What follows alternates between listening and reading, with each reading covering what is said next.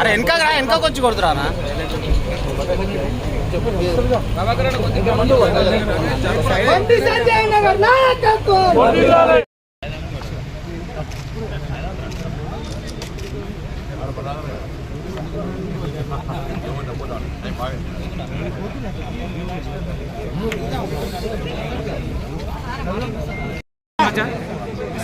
వెనక తీసుకో అందరూ వస్తారు వెనక తీసుకో అందరూ వస్తారు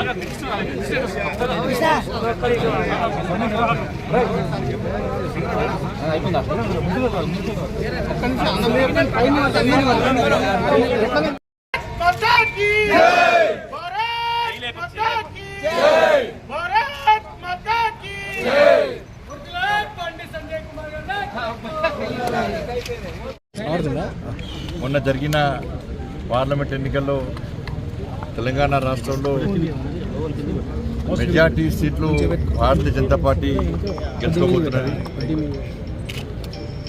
వాళ్ళ తెలంగాణ రాష్ట్ర వ్యాప్తంగా ఎక్కడ చూసినా కూడా వాళ్ళ మోడీ గారి యొక్క చరిష్మా, మోడీ గారి తెలంగాణ రాష్ట్రానికి అభివృద్ధి విషయంలో సహకరించిన తీరు, దాంతోపాటు తెలంగాణ రాష్ట్రంలో భారతీయ జనతా పార్టీ కార్యకర్తలు కొట్లాడిన తీరు, సమస్యల మీద ఫైట్ చేసిన తీరు, దాంతోపాటు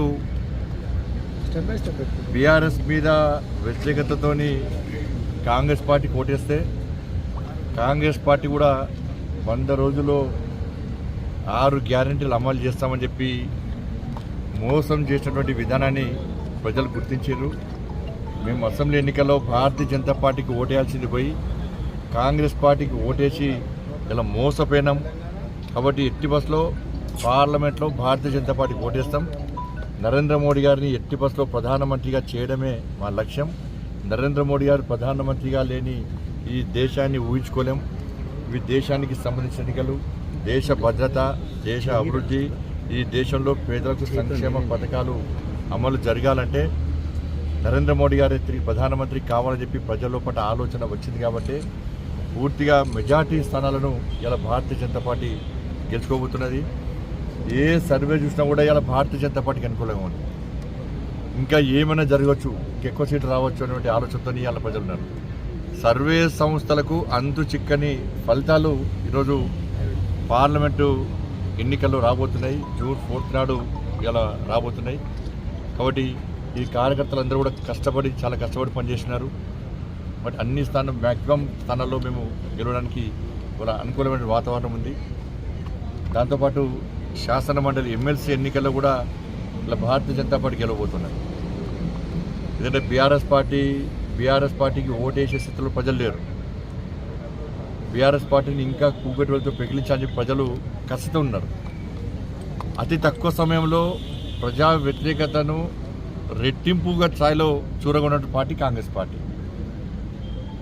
కాబట్టి రాబోయే రోజుల్లో కాంగ్రెస్ పార్టీని ప్రశ్నించాలన్నా, కాంగ్రెస్ పార్టీని నిలదీయాలన్నా, కాంగ్రెస్ పార్టీ వ్యతిరేకంగా ఫైట్ చేయాలన్నా, గతంలో భారతీయ జనతా పార్టీ మాత్రమే బీఆర్ఎస్ పార్టీ వ్యతిరేకంగా చేసింది.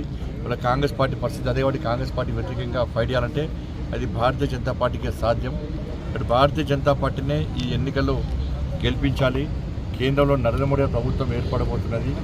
ఇక్కడ బీఆర్ఎస్ పార్టీ, కాంగ్రెస్ పార్టీ కుమ్మక్కై ఇవాళ బీజేపీని ఓడించే ప్రయత్నం చేస్తున్నారు. కాబట్టి ఇటువంటి పరిస్థితుల్లో ఇవాళ మేధావి వర్గం అంతా కూడా, గ్రాడ్యుయేట్స్ అంతా కూడా, ప్రతి ఒక్కరు కూడా ఈరోజు ఎమ్మెల్సీ ఎన్నికల్లో భారతీయ జనతా పార్టీకి ఓటేయాలని చెప్పి నిర్ణయించుకున్నారు. కాబట్టి నాయకులం అందరూ కూడా దీనికోసం ప్రచారాన్ని ఓరం చేసాం. నేను కూడా ఇలా వారణాసిలో నాకు ఎన్నికల బాధ్యతలు ఇచ్చినప్పుడు కూడా కేంద్ర నాయకత్వాన్ని ఒప్పించి ఇవాళ రేపు శాసన మండలి ఎన్నికల్లో ప్రచారం చేయాలని చెప్పి ఆలోచనతో నేను రావడం జరిగింది. కిషన్ రెడ్డి గారు కానీ, డాక్టర్ లక్ష్మణ్ గారు కానీ, టీకేఆర్ గారు కానీ, ఈటల రాజేందర్ గారు కానీ, మన శాసనసభ్యులందరూ కూడా, వీళ్ళందరూ కూడా ఎవరికి వారు ఇవాళ ప్రచారం చేస్తూ తిరుగుతున్నారు. కాబట్టి ఈ శాసన మండలి ఎన్నికలు కూడా మేము విజయం సాధించబోతున్నాం.